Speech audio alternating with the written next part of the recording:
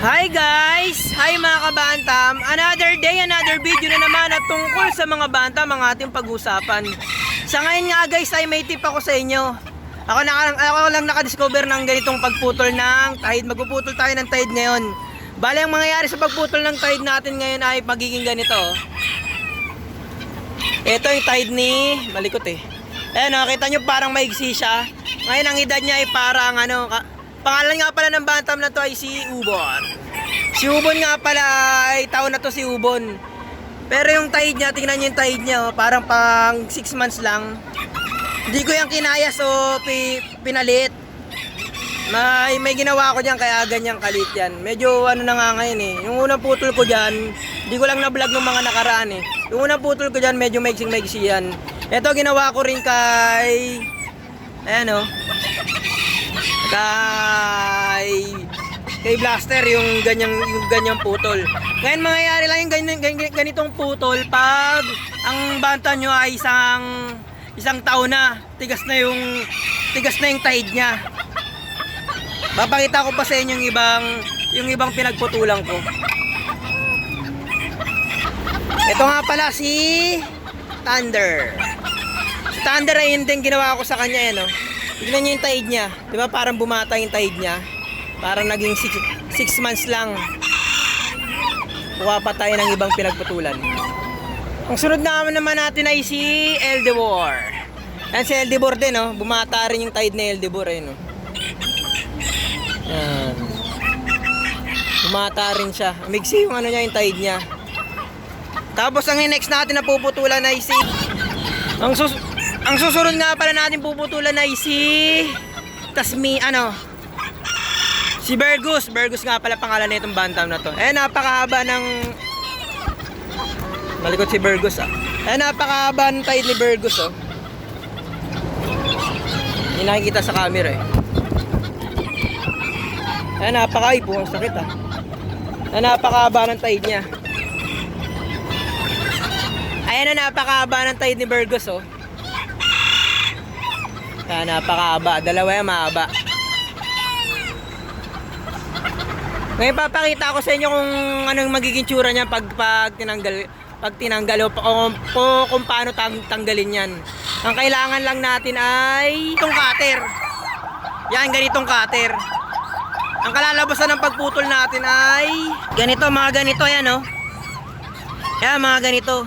Di ba parang parang takip lang ng ballpen. Yan oh. Ito yung gitna oh, walang laman. Yung mga pinagputulan ko na yung iba may dugo-dugo pa yung Yan. Parang takip lang ng ballpen. Tuturuan ko kayo ng tips kung paano gawin tong ganitong style na pagpuputol ng tide ng mga bantam. Pang isang taon lang to ang haba na nito. Pag isang taon na nga pala yung mga bantam nyo, ito gawin nyo, itong tamang pagputol. Yung iba kasi ginagamit lagari. Pero ito, kinakat ko lang to ng cutter. Yung nga yung pinakita ko sa inyo kanina. Kunin ko lang si Bergus. Yun naman ang puputulan ko. Papakita ko sa inyo. Ito nga pala guys, so yan oh. Yan. Balik kinat ko na, pinas forward ko lang. Inano ko ng ganyan, tapos inikot ko ng ganyan. Yan, natatanggal na nga eh. Bale, ito, tingnan nyo guys ha. Kung gaano ka lang ka-basic magtanggal. Ito. Ching! Diba? Ang igsi na. Ito, parang takip lang ng ballpen.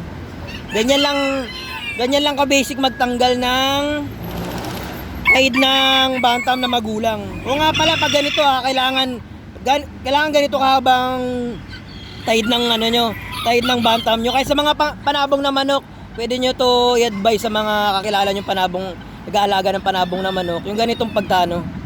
Para pag inulot nila, magkakamalan talagang bata. Yung ang ganda ng pagkatanggal. O nga pala guys, medyo masakit to sa manok, kaya dahan-dahan lang pag nyo. Kasi pag sinagad yung ganyan, baka mismo ito yung parang kuko kasi natin din to sa kanila eh. May masakit yan pag naputol nyo to. Kaya yung ibang minsan, pag yung nilalagari nila minsan, yung nagpuputol sila ng nilalagari nila, tinatamaan to, napuputol ito, nakakat nila yan kaya dumudugo. Ngayon pag ganyan, medyo punasan nyo. May lang dapat yung punas kasi mapdi pa yan eh, bagong balat. Next naman natin yung isa. Medyo ano ko lang ah.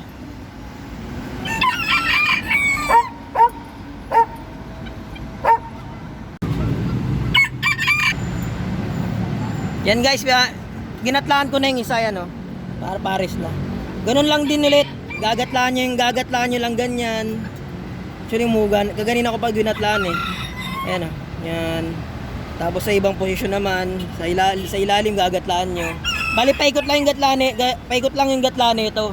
Tapos ito na mangyayari, bubunutin nyo ng ganyan. Medyo hugay nyo lang din ha, ikot nyo lang ng onte. Ayan oh.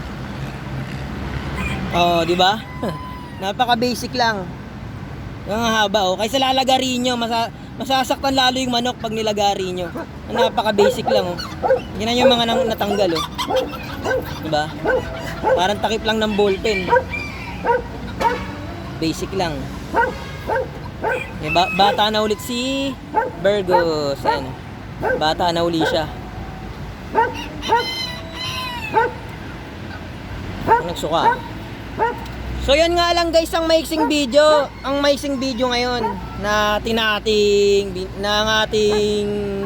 video.